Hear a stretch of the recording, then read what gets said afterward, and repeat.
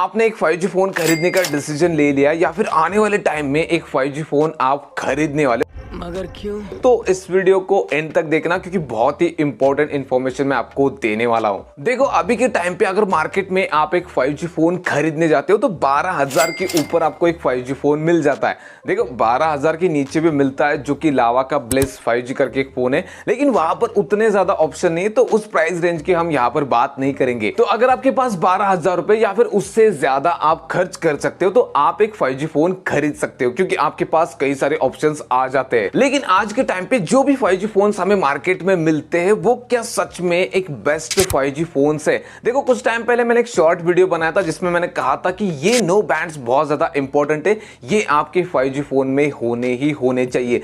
लेकिन क्या सारे फोन्स में ये बैंड्स मिलते हैं? बिल्कुल भी नहीं मिलते। कुछ फोन्स तो ऐसे भाई मार्केट में जिसमें बस 2 ही 5G बैंड्स मिलते हैं। तो बताओ भाई उसमें हमें कैसा 5G का नेटवर्क मिलेगा? देखो इस चीज को मैं भी मानता हूं, आप भी मानते होंगे कि भाई हर फोन एक जैसे नहीं होते। कोई फोन कैमरा में अच्छा है, कोई डिस्प्ले में अच्छा होगा, कोई परफॉर्मेंस में अच्छा होगा, किसी फोन का लुक अच्छा होगा।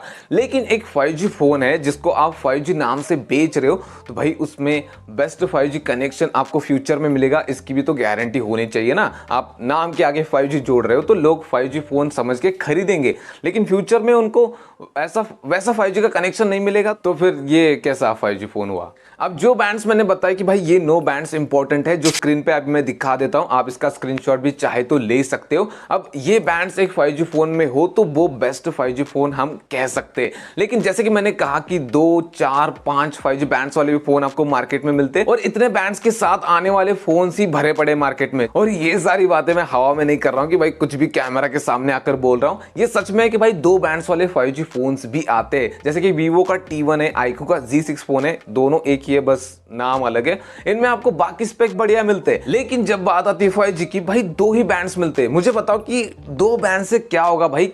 कैसा 5G नेटवर्क मिलेगा उस बंदे को जिसने ये फोन खरीद रखा है 5G के लिए? इसके बाद इनका एक और फोन है iQOO Z6 Lite, उसमें भी आपको 2 ही बैंड्स मिलते हैं। फिर कुछ ऐसे भी फोन है जिसमें आपको 4 बैंड्स मिलते हैं, जैसे कि Realme का 9SE स्मार्टफोन। हाँ माना कि ये फोन 5G के नाम से नहीं आया था, ये एक गेमिंग फोन नाम से आया था, लेकिन इन्होंने नाम के आगे 5G जोड़ रखा है। तो जिसको फोन के बारे में ज्यादा नहीं पता वो अगर इस फोन को देखेगा, नाम के आगे 5G लिखा है ये पड़ेगा, तो उसको लगेगा ना कि भाई ये बेस्ट 5G फोन हो सकता है, मैं इसको खरीद लेता हूं। लेकिन उसमें बस 4 ही बैंड्स है, क्या इसमें भी बेस्ट कनेक्शन मिलेगा?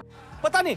अब ये छोड़ो, एक छोटा सा एग्जांपल है, लेकिन इससे बड़ा एग्जांपल बताता हूं। OnePlus का 20,000 के नीचे एक फोन आता है, OnePlus Nord CE2 Lite, सबको पता है। अब OnePlus के इतने सारे फैंस है और OnePlus का एक नाम बन रखा है, एक ब्रांड बन रखा है। तो कोई अगर फोन खरीदने जाता है, ऑफलाइन मार्केट में जाता है या फिर ऑनलाइन मार्केट में खरीदता है, लेकिन उसको फोन के बारे में ज्यादा नहीं पता, तो वो देखेगा कि भाई 20,000 के नीचे एक OnePlus का फोन आ रहा है, मतलब वो बंदा ये सोचेगा कि भाई OnePlus का फोन है तो बहुत बढ़िया फोन होगा, साथ में 5G है तो OnePlus से बेटर क्या हो सकता है 5G में, तो ये बेस्ट फोन है, इसको खरीद लेता हूं। लेकिन रियलिटी ये कि उसमें भी 4 बैंड्स मिलते, तो वो भी एक नाम का ही 5G फोन हुआ ना। फिर उसके बाद सबसे ज्यादा जो तादाद है ना वो 5 5G बैंड्स वाले फोन्स की। जैसे कि Realme के कई सारे फोन आते हैं, Realme 9 Pro, Realme 9, Realme 8S और भी बाकी ब्रांड्स के भी कई सारे फोन है जिनमें आपको 5 5G के बैंड्स मिलते हैं। अब कुछ लोग बोलेंगे कि भाई 4 से तो बेटर है ना, लेकिन कनेक्टिविटी में उतने भी बेटर नहीं है। आपको 5G कनेक्शन मिलेगा, आप 5G को यूज करोगे, लेकिन हर जगह 5G को यूज नहीं कर सकते। आपको वहां पर रियलाइज होगा कि भाई ये 5G में बेस्ट फोन नहीं है जब आप 5G यूज करने लगोगे। उसके बाद हम थोड़ा सा लेवल अप करते तो आपको मार्केट में ऐसे फोन मिलेंगे जिसमें आपको 7 5G के बैंड्स मिलते हैं, जो कि decent number of 5G bands है। मैं ये कहूंगा कि उन फोन्स में आपको ना बेटर 5G कनेक्शन मिलेगा ना ही बेकार, मतलब बीच वाला, आप समझ सकते हो। अब ऐसे कई सारे फोन है, जैसे कि Oppo का K10 है जो कि बाकी स्पेक के साथ 5G के लिए भी डिसेंट है। उसके बाद Poco X4 Pro जो कि 20,000 के नीचे मुझे एक ऑलराउंडर फोन लगता है, क्योंकि डिस्प्ले इसका AMOLED है, कैमरा भी सही है और उसके बाद 7 5G की बैंड्स। साथ में Realme का 9i स्मार्टफोन है और Redmi का Redmi Note 10 Pro Plus 5G phone है जो कि लंबे नाम के साथ आता है, ये भी 7 5G के बैंड्स के साथ आता है। अब इन सारे फोन्स में या फिर कुछ और भी होंगे जिनमें आपको 7 5G के बैंड्स मिलते हैं, और जो शुरुआत में मैंने आपको इंपॉर्टेंट नो बैंड्स बताए उनमें से 6 या फिर 7 इन फोन्स में आपको मिल जाते हैं, 6 या फिर 7 बैंड्स मिल जाते हैं। अब यहां पर आपको कनेक्शन सही मिल जाएगा, लेकिन हम ढूंढ रहे भाई एक बेस्ट 5G फोन जिसमें आप हमको एक बार फोन खरीद लिया भाई देखना ना पड़े कि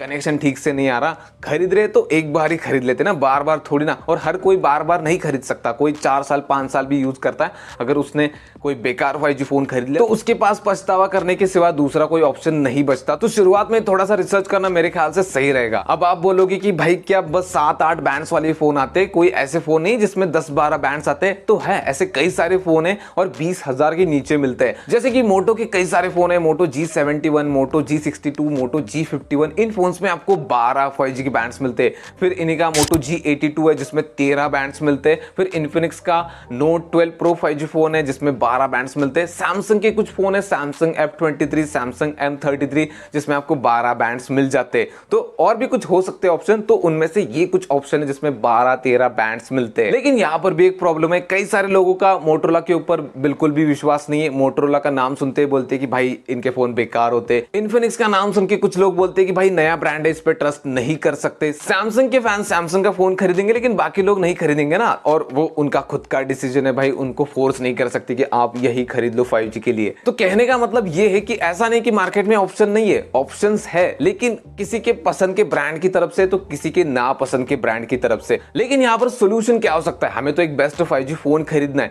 मेरे ख्याल से यहाँ पर 2 सोल्यूशन हो सकते हैं एक बेस्ट 5G फोन खरीदना है तो।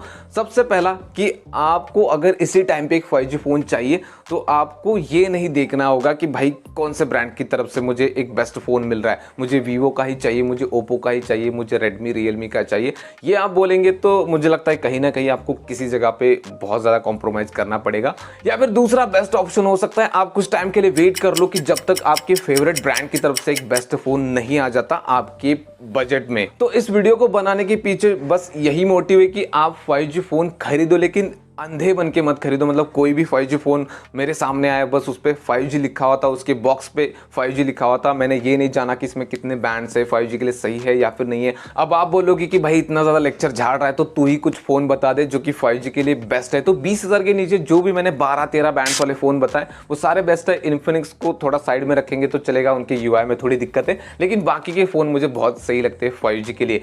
देखते हैं फ्यूचर में और भी कुछ ऑप्शन आएंगे। तो आप नीचे कमेंट में बताना कि आप आने वाले टाइम में एक 5G फोन खरीदने वाले हो या फिर नहीं खरीदने वाले, अपना 4G फोन से ही काम चलाने वाले हो, बिल्कुल मेरी तरह। नीचे कमेंट में बता देना। अगर आपको वीडियो पसंद आए तो वीडियो को लाइक कर देना, चैनल को सब्सक्राइब कर देना। मिलते हैं नेक्स्ट वाली वीडियो में।